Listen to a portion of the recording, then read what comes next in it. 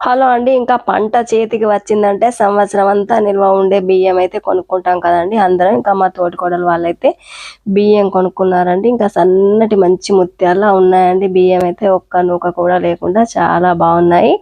ఇంకా పంట బియ్యం అండి రైతుల దగ్గర తీసుకోవాలని, రైతులకు మేలు చేయాలనే ఉద్దేశంతో మేమైతే అందరము రైతుల దగ్గరే తీసుకున్నామండి బియ్యము. ఆర్గానిక్ బియ్యం లాగా కూడా ఉంటాయని, ఎరువుల వాడకం ఎక్కువగా ఉండదు అన్నట్టుగా. ఇంకా మా చిన్న మామయ్య అయితే మోకాళ్ళ నొప్పులకని ఇంకా ఇదేదో హాస్పిటల్కి అయితే వెళ్ళాలండి. ఇంకా ఇక్కడికి వెళ్ళిన వాళ్ళందరికీ మోకాళ్ళ నొప్పులు తక్కువ అయ్యాయని అయితే తెలిసిన వాళ్ళు చెప్పారటండి.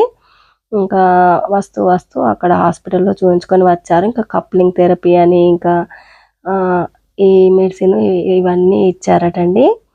ఇంకా అవైతే తీసుకొని వచ్చారు. మోకాళ్ళకైతే కప్లింగ్ థెరపీ పెడితే ఇట్లా ప్లాస్టిక్ కప్పు లాగా ఉంటాయటండి. వాటిని పెట్టి ఇంకా మనం కరెంట్ పెడితే పైకి కప్పులలోకి తీసుకొని వదిలేస్తాయటండి. నొప్పులు తక్కువైతాయట.